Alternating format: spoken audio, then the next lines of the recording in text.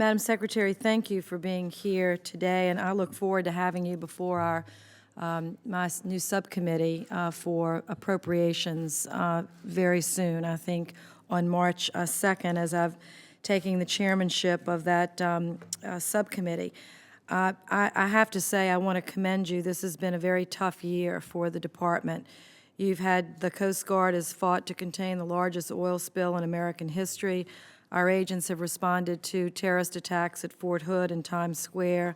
ICE and Border Patrol agents mobilized to quell unprecedented violence along the southwest border. TSA learned of a terrorist plot to detonate air cargo. FEMA has responded to 106 separate incidents this year. So I want to say I appreciate your leadership of this department. I also appreciate your willingness to cut, reduce, and modify based on the challenges before us. But I do want to say that we've got to be very careful about how we go about that exercise so that we can continue to provide the security that our nation needs and has come to depend on under your leadership and with this department. My first question has to do, however, with something that is related to disaster relief that's concerning, because it's a big number. The senator from Maine was just referring to a number associated with failure to recover, in large measure, $2,000 payments equaling about $640 million. That's a lot of money, and I want to comment on that in a minute. But there's an issue that's $1.6 billion that is affecting this year's budget.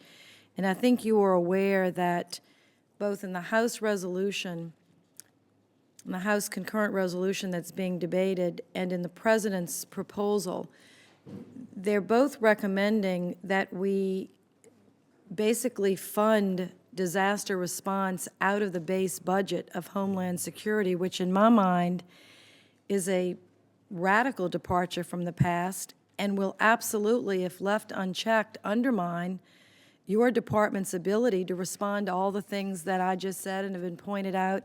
Could you comment, and what is your position on that, and are you prepared to, work with us and the President to see if we could get that not designated as an emergency, it is an emergency, funded as an emergency? Thank you, Senator, and I do look forward to appearing before you at the Approps subcommittee hearing.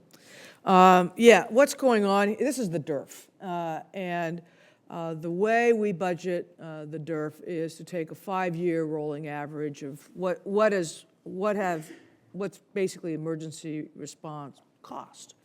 But added to that, then, you have so-called catastrophic disasters, and those are disasters that are over $500 million.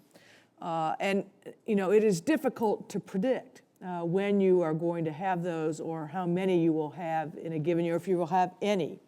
And so historically, what the Congress has done is approve the 5-year rolling average, and then via supplemental, when we know what we're looking at, then they appropriate the rest. By not proceeding in that fashion, you have two challenges. One is it requires us to have really, really good crystal balls, perfect crystal balls as to how many disasters of a catastrophic type we will have in any given year. And our crystal balls are not that clear. Secondly, we have to pay for disaster response. I mean, it's really it's a non-negotiable. And so what that means is that if you don't have a mechanism to fund them, it's just a hidden cut to FEMA, and it's a substantial one, as you have noted. Well, I just want to bring this to the committee's attention. Of course, as the Appropriations Committee, I'll be focusing on it, but I really want the members to fully appreciate the numbers here. It's $1.56 billion in FY11 that is not being funded appropriately, but the next year for FY12, FEMA's estimating $6.7 billion. Those are outlying bills from Katrina, Rita, Gustav Ike, and Rhode Island, Tennessee, and the 106 subsequent disasters since Katrina and Rita.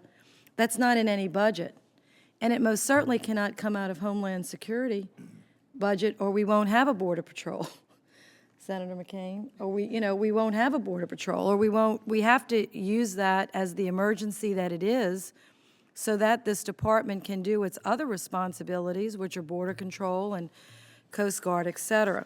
So I just really wanted to bring that up. In my final question, in my final minute, the National Disaster Recovery Framework, not response framework, but recovery framework, is a difference, is very important, Madam Secretary, and I understand that it is not yet fully operational, and it gets a little bit back to what Senator Collins was saying about, we know Katrina was an exception. It was not blanket fraud, but it was just mismanagement of distribution of monies of $2,000 approximately per families. We didn't have the computers for the addresses. We double paid some families. It's going to be difficult. But we can find a better way, a more accurate way to make sure we're giving out those payments. But for this National Recovery Framework, I understand that it's still not in place. So do you know what the status of that initiative is? Does this budget include sufficient funding to complete it? Because it's very important that we get it completed before we have an earthquake in Memphis. Yes, Senator, but it's also, it crosses many lines and many agencies, and it also crosses state and local. So there has been, as you might imagine, a lot of consultation that has gone into drafting recovery framework. Response is the immediate stuff you do right away. Recovery is how you restore communities, housing, small businesses, and the like. In terms of the departments that are impacted, we have made a strong recommendation to the White House about how this should appear and be organized. We're waiting now for the White House to agree, concur, amend, disagree. And my understanding is at that point we may need to make some adjustments, but under the current practice with what we have now, the budget request is adequate. Thank you.